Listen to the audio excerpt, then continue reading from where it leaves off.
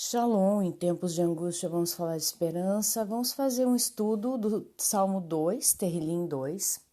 Vamos fazer a leitura na Bíblia de Jerusalém, que fala aqui como título o drama messiânico. Porque as nações se amotinam e os povos meditam em vão? Os reis da terra se insurgem e unidos os príncipes conspiram contra Yahweh e contra o seu Mashiach.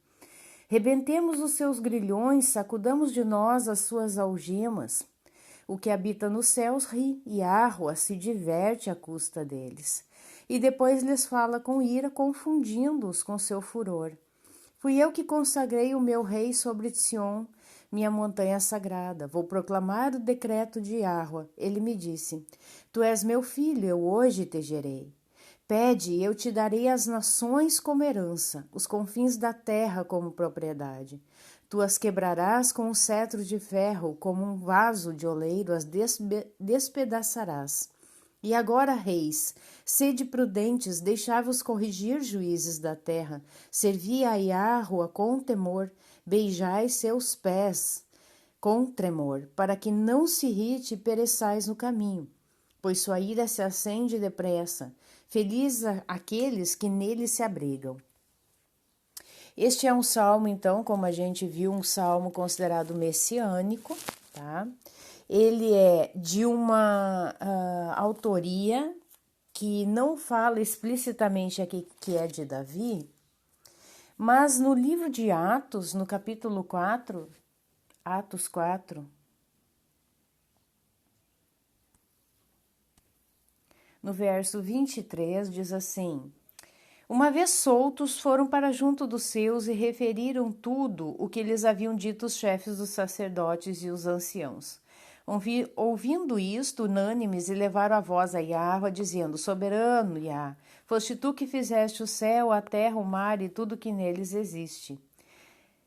Foste tu que falaste pela Ruach HaKodesh, pela boca de nosso pai Davi, teu servo, porque se enfureceram pela boca de nosso pai Davi, teu servo. Então aqui está falando que foi realmente por Davi este salmo messiânico, porque é a mesma fala do Salmo 2. Porque se enfureceram as nações e se exerceram os povos em coisas vãs, os reis da terra apresentaram-se e os governantes se coligaram de comum acordo contra Yahweh e contra o seu ungido. De fato, contra o teu santo servo Yahushua, a quem ungiste, verdadeiramente coligaram-se nesta cidade Herodes e Pôncio Pilatos com as nações pagãs e os povos de Israel. Vamos ver os versículos aqui. Em Matitiel 27, 1, 2 diz: Chegada a manhã, todos os chefes dos sacerdotes e os anciãos do povo convocaram um conselho contra Yahushua, a fim de levá-lo à morte. Assim, amarrando-o, levaram-no e entregaram-no a Pilatos, o governador. Então, aqui fala da conspiração das nações, nações em hebraico é goi, né? Nações seria goim. Mas aqui a gente vê que do próprio povo de Israel houve uma coligação, houve um motim, houve uma tentativa de derrubar esse reinado do Mashiach Yahushua, tá? Porque aqui fala, os chefes dos sacerdotes, os anciãos do povo convocaram um conselho contra Yahushua. Marcos 15, 1. Logo de manhã, os chefes dos sacerdotes fizeram um conselho com os anciãos e os escribas e todo o sinédrio. E manietando a Yahushua, levaram-no e entregaram-no a Pilatos. Lucas 23, 7 ao 11. Certificando-se de que pertencia à jurisdição de Herodes, transferiram a Herodes, que naqueles dias também se encontrava em Jerusalém. Vendo a Yahushua, Herodes ficou muito contente. Havia muito tempo que queria vê-lo, pelo que ouvia dizer dele, esperava ver algum milagre feito por ele. Interrogou-o com muitas perguntas, ele, porém, nada lhe respondeu. Entretanto, os chefes dos sacerdotes, os escribas, lá se achavam e acusavam-no com veemência. Herodes, juntamente com a sua escolta, tratou-o com desprezo e escárnio, e vestindo-o com uma veste brilhante, remeteu-o a Pilatos. Aqui no livro de João, no capítulo 18, 28 e 29, diz: Então Caifás conduziram Yahushua ao pretório. Era de manhã. Eles não entraram no pretório para não se contaminar e poderem comer a Pêssar. Pilatos então saiu para fora ao encontro deles e disse: Que acusação trazeis contra este homem? Então esse motim aconteceu do próprio povo de Jerusalém. O próprio povo de Israel se amotinou contra o Melech HaMelachim. Então Pilatos então mandou matar. Então desde sempre este povo, estes políticos, né, entre aspas, esses reis de Israel do tempo de Yahushua, eles conspiraram contra o Mashiach. As nações, os Goim, né, também conspiram contra o Mashiach, através do seu chefe, né, do seu rei, o rei daquelas nações que são contra o Todo-Poderoso, contra Yahuwah. Eles têm um rei, que é Satã. Satã é o rei de todos aqueles que são anti-Mashiach. Anti-Mashiach não é uma pessoa, como a gente está... vai se levantar um líder anti-Mashiach, mas o anti-Mashiach são todos aqueles que são contra o ungido de Yahuwah, seu filho Yahushua. Todos esses são anti-Mashiach. Ok? É isso que a gente tem que ter entendimento. Então vamos voltar para o livro de Salmos, no capítulo 2. Vamos ver aqui algumas palavras em hebraico. Porque se enfurecem. Essa palavra enfurecer é ragash. Ragash quer dizer se tumultuam, conspiram, tramam, tá? Então é realmente uma conspiração, uma trama contra Yahushua. Por quê? Por que eles imaginam coisas vãs? Coisas vãs. Por quê? Mas mais para frente você vai entender por que essas conspirações são vãs. Os reis da terra se levantaram, a palavra yatsab, se posicionam, né? Por que eles estão se posicionando? Yatsab. E os príncipes conspiram contra Yahuwah e contra o seu Mashiach. Ungido é a palavra Mashiach, ela é para ungido, referindo-se ao rei de Israel, referindo-se ao sumo sacerdote de Israel também, porque o sumo sacerdote ele era ungido, era passado o óleo da unção, derramado o óleo da unção sobre os sacerdotes, e nós sabemos que Yahushua, ele além de rei, ele é sacerdote, tá? Os reis também eram ungidos. Todos os reis, quando eles iam tomar posse, eles não colocavam uma coroa na cabeça deles, eles derramavam o óleo da unção. Era dessa forma que se fazia esse ato, né, de coroamento entre aspas, né, porque não se coroava, se derramava o óleo da unção sobre os reis, ok? Então, essa palavra Mashiach, ela não é usada somente para Yahushua, ele foi um ungido. Davi também foi um Mashiach. O rei Saul também foi um Mashiach. Arão foi um Mashiach. Então, todo aquele que é ungido, que é derramado o óleo da unção, é chamado de Mashiach, ok? Prosseguindo aqui, então, vamos voltar para a versão da Bíblia de Jerusalém.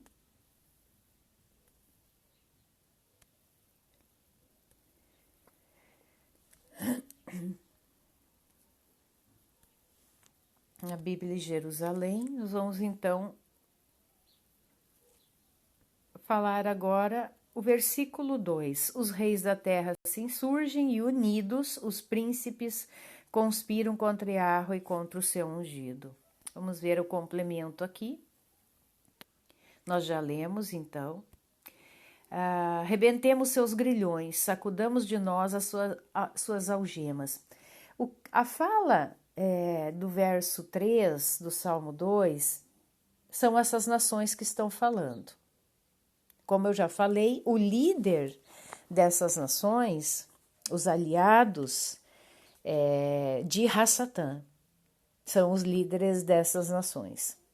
Tá? Quem são essas pessoas? Os pagãos, os idólatras, os satanistas, os não israelitas, são todos aqueles, os anomistas. O que é nomos? Nomos é lei, é Torá. Então, a é uma partícula de negação. Então, todos que são contra a Torá, todos aqueles que não praticam a Torá, não obedecem aos mandamentos, são considerados como anomistas. Então, todos esse tipo de pessoas, todos os praticantes de obras da carne, ou seja, pecadores, os ímpios, eles são aliados de Hassatã. Sempre estão rangendo os dentes contra Yahweh, contra o seu ungido, contra o povo eleito, o Israel remanescente, tá? Desde o princípio, o que é princípio? Bereshit.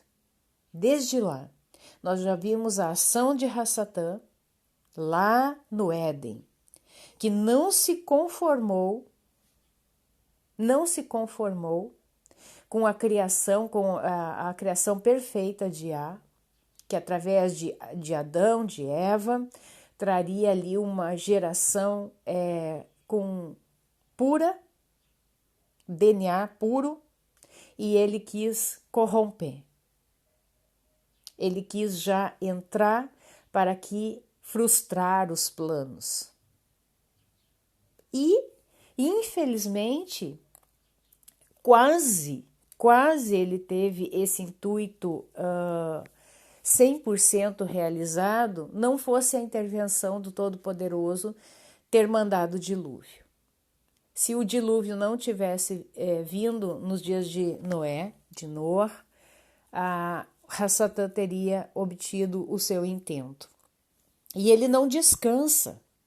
Hassatã, ele não tem descansado através dos seus súditos, né? Através dos seus pessoas que trabalham para ele, né? Ao longo de todos os anos, tentando fazer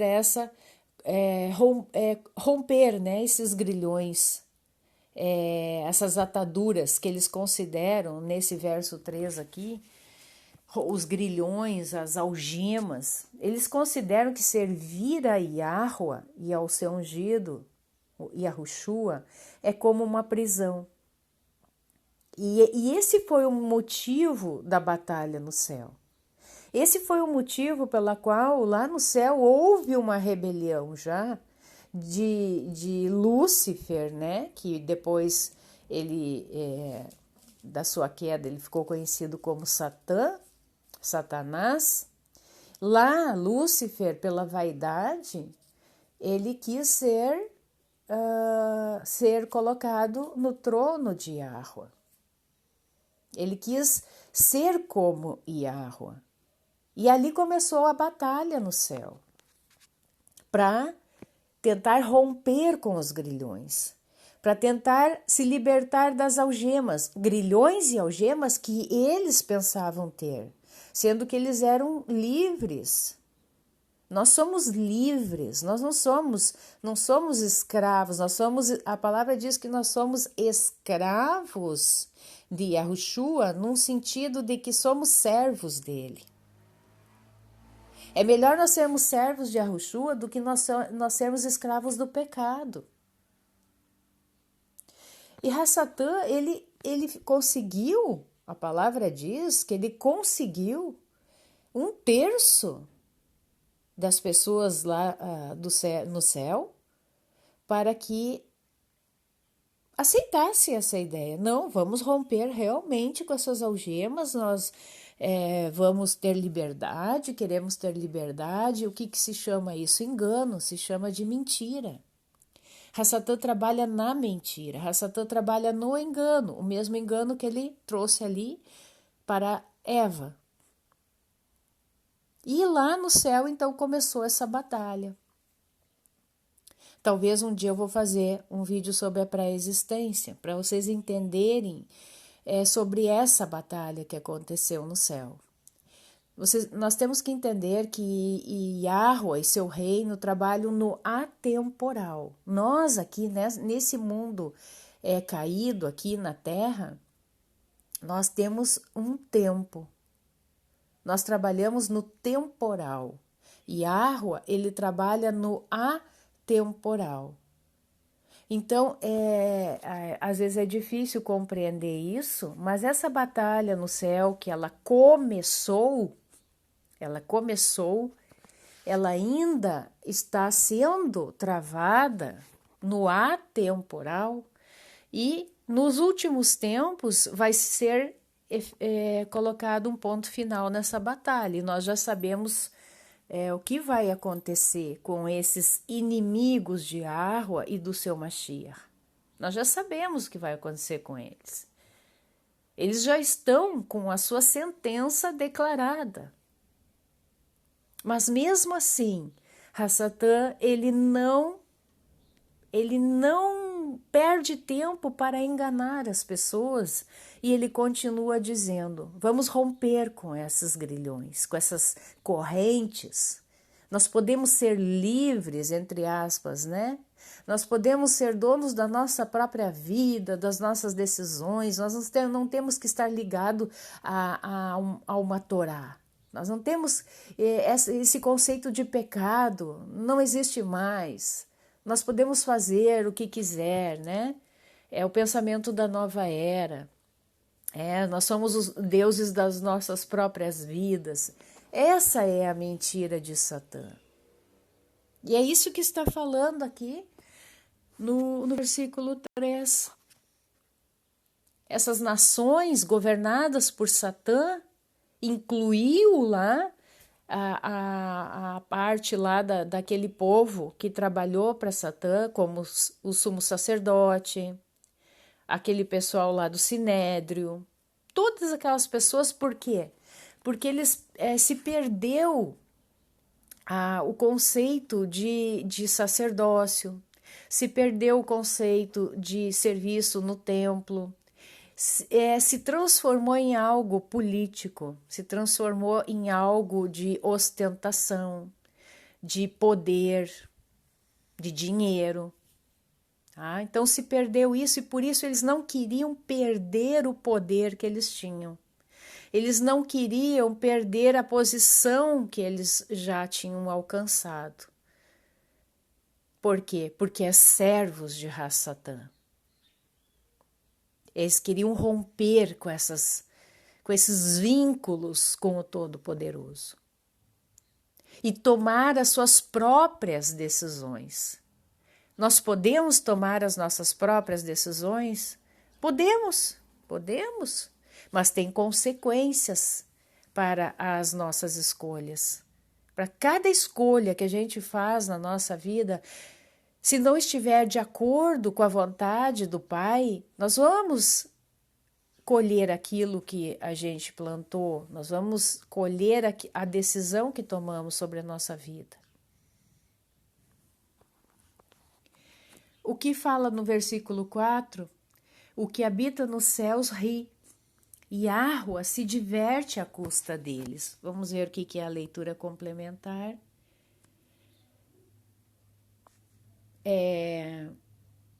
O livro de Provérbios, eu acho que é 1:26. Por isso vou rir da vossa desgraça. Vou me divertir quando vos chegar o espanto.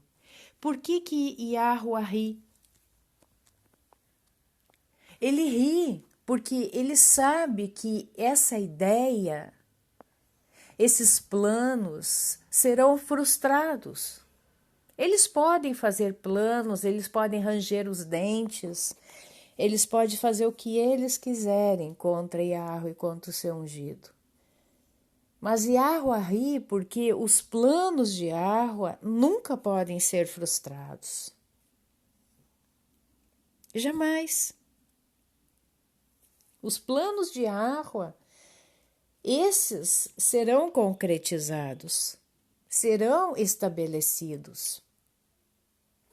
Vamos lá para o livro de Hebreus, no capítulo 7.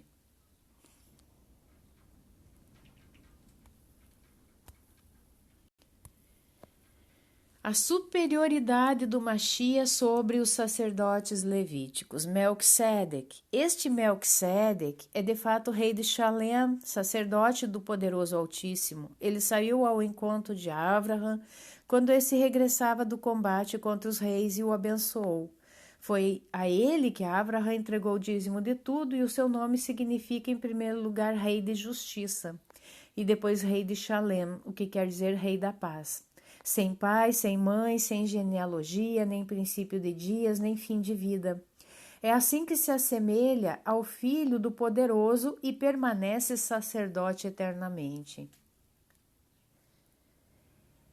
Vede, pois, a grandeza deste homem a quem Avraham, o patriarca, entregou o dízimo da melhor parte dos despojos. Ora, os filhos de Levi chamados ao sacerdócio devem, segundo a Torá, estabelecer o dízimo para o posto, para os seus irmãos, conquanto são descendentes de Avraham. Aquele, porém, embora não figure em suas genealogias, submeteu Avraham ao dízimo e abençoou o portador das promessas. Ora, é fora de dúvida que o inferior é abençoado pelo superior. Além do mais, os que aqui recebem o dízimo são mortais, ao passo que ali trata-se de alguém do qual se diz que possui a vida. E por assim dizer, na pessoa de Avraham, submeteu ao dízimo até mesmo Levi, que recebe o dízimo, pois ele ainda estava nos rins do seu antepassado quando se deu ao encontro de Melquisedeque. Do sacerdócio levítico ao de Melquisedeque. Portanto, se a perfeição tivesse sido atingida pelo sacerdócio levítico, pois é nele que se apoia a Torá dada ao povo, que necessidade haveria de outros sacerdócios segundo a ordem de Melquisedeque, e não segundo a ordem de Arão? Mudado o sacerdócio, necessariamente se muda também a Torá. Ora, aquele a quem o texto citado se refere pertence a uma tribo da qual membro algum se ocupou com o serviço do altar. É bem conhecido de fato que nosso Adão surgiu da tribo de Judá, tribo a respeito da qual Moshe nada diz quando se trata dos sacerdotes. O que está querendo dizer aqui? Que Melquisedeque, né, o rei de Shalem, o Mashiach Yahushua, né, isso uma questão, né, que muitos interpretam Melquisedeque como o próprio Yahushua, né, que esteve ali com Avraham. É um sacerdote, é o sumo sacerdote, tá? E isso se explica o fato, né, desses sacerdotes terem se levantado para matá-lo, né? Porque eles não queriam perder, como eu falei antes, o domínio político.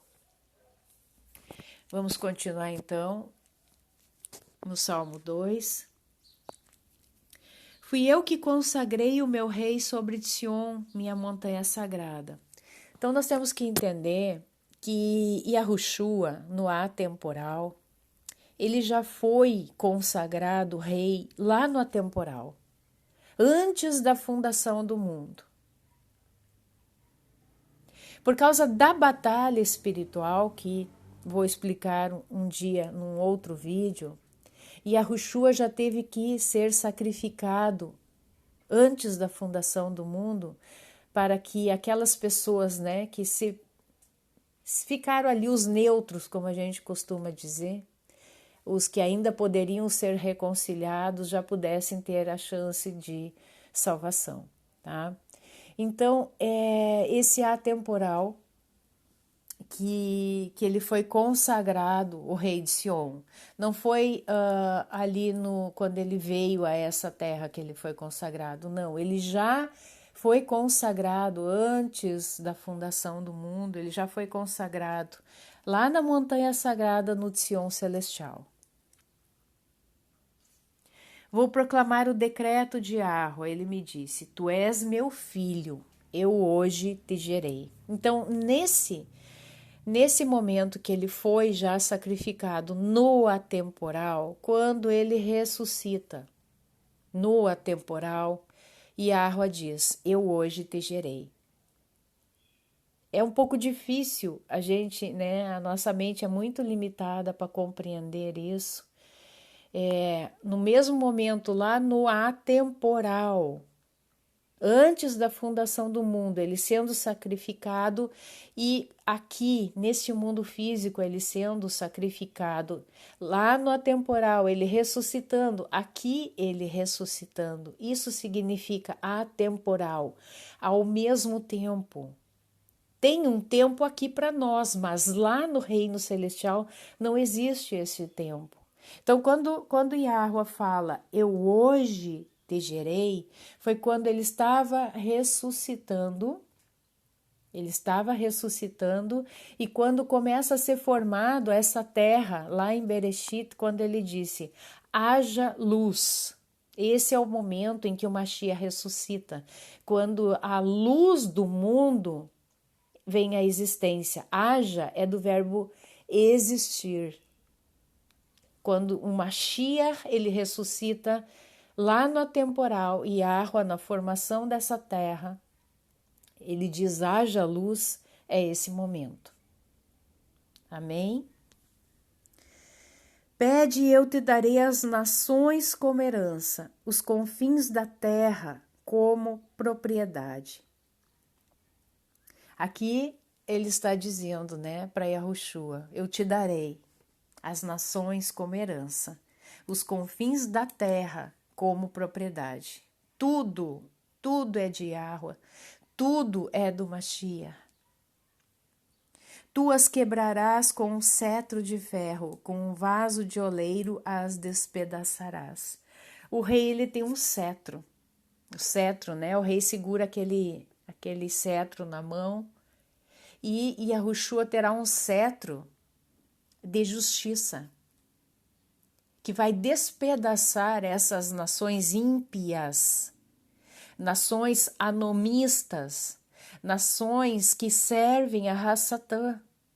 Estas serão despedaçadas, como o oleiro pega o vaso na mão e quebra o vaso. Isso tudo já foi profetizado. E isso é o final da batalha, quando a ira de Yahweh irá se estabelecer para fazer isso, né? Dará fim a toda essa perversidade, dará fim a todos esses planos malignos, dará fim a toda esses motins, essas conspirações que os servos de Hassatã têm feito ao longo da história. Como eu disse, Hassatã não descansa. Ele tem os seus servos. E ele trabalha no engano, ele trabalha na mentira. Por isso, nós temos que ficar sempre vigilantes em oração, em comunhão com o Pai, para não sermos tragados por esses enganos, para não sermos tragados por essas mentiras. Verso 10, e agora, reis, sede prudentes, deixai-vos corrigir, juízes da terra. Aqui ainda, pela misericórdia do Todo-Poderoso, ele ainda dá uma chance de arrependimento. E manda os reis da terra serem prudentes. Porque existem reis na terra, mas eles estão debaixo de um rei maior, debaixo da autoridade do Melech HaMelachim, do Rei dos Reis. Eles sempre estarão debaixo dessa autoridade maior. E aqui Yahweh está dizendo, sede prudentes, deixai-vos corrigir, juízes da terra. Verso 11, servi a Yahweh com temor.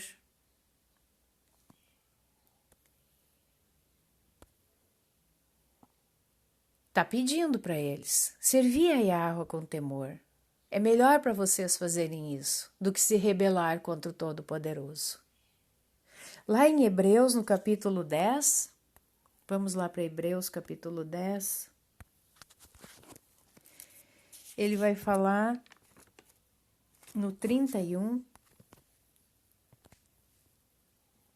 Quão terrível é cair nas mãos do poderoso vivo. Aqui ele está dizendo, mais para cima aqui. Perigo da apostasia, pois se pecarmos voluntariamente e com pleno conhecimento da verdade, já não há sacrifícios pelos pecados. Aguarda-nos apenas um julgamento tremendo e o ardor de um fogo que consumirá os adversários. Quem transgride a lei de Moshe, a Torá, é condenado à morte sem piedade com base em 2 ou 3 testemunhas. Podeis então imaginar que castigo mais severo ainda merecerá aquele que calcou aos pés o filho de Yahweh e profanou o sangue da aliança, no qual foi santificado e ultrajou o Espírito da graça. Nós conhecemos com efeito quem é que diz: a mim pertence a vingança, eu é que retribuirei, e ainda, Yahweh julgará o seu povo. Quão terrível é cair nas mãos do poderoso vivo. Então aqui fica uma advertência para eles ainda se arrependerem e temerem ao Todo-Poderoso, porque ele virá com vingança. A ira de Yahweh, ela não é uma ira humana, impensada, não. A ira de Yahweh é uma ira racional, é uma ira baseada na justiça. E isso vai acontecer. No verso 12 diz: beijai seus pés, ou beijai o filho, em outras versões a gente vê. Vamos ver aqui a versão corrigida fiel. Aqui, beijai o filho, para que não se ire e pereçais no caminho. Quando em breve se acender a sua ira, bem-aventurados todos aqueles que nele confiam. Beijai o filho. Salmo 34:8. Provai e vede que Yahweh é bom. Bem-aventurado o homem que nele confia. Provérbios 16:20. O que atenta prudentemente para o assunto achará o bem, e o que confia em Yahweh será bem-aventurado. Por isso Yahweh esperará para ter misericórdia de vós. Isaías 30:18. E por isso se levantará para se compadecer de vós, porque Yahweh é um poderoso de equidade. Bem-aventurados todos os que nele esperam. O que quer dizer beijai o filho? Os súditos dos reis, eles vinham e beijavam o filho, ou nas mãos ou nos pés. Isso era uma atitude de submissão à autoridade do rei. E é isso que está dizendo aqui, que nós temos que estar numa atitude de submissão ao filho de Yahweh e Yahushua, para que ele não se ire e para que nós não venhamos a perecer no caminho, quando vier a sua ira. Então, todos aqueles que beijaram o filho, que servir a Yahweh com temor e tremor, estará livre desta ira. Será bem-aventurado, porque aqui é uma promessa: bem-aventurados todos aqueles que nele confiam. Você confia em Yahweh? Será que confiamos de todo o nosso coração? Ou ainda estamos cocheando, estamos, entre 2 pensamentos? Porque quando nós pecamos, isso que a gente tem que entender. Toda vez que nós não obedecemos ao Criador e não fazemos aquilo que agrada a Ele, e isso se chama pecado, isso é uma rebelião moral. É uma revolta contra a Torá do Todo-Poderoso. Pecar é colocar a vontade do homem no centro da vida em vez da vontade do Pai. A revolta das nações é um retrato do pecado da alma humana, de cada indivíduo.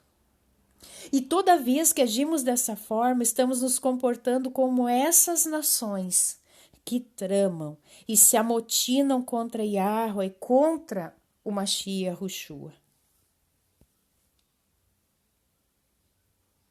Então, que a gente escolha a obediência, que a gente possa escolher beijar o Filho. Amém? Exaltado seja Yahweh, bendito, e o seu Filho Yahushua. E que o sangue de Yahushua esteja sobre as nossas vidas. Amém?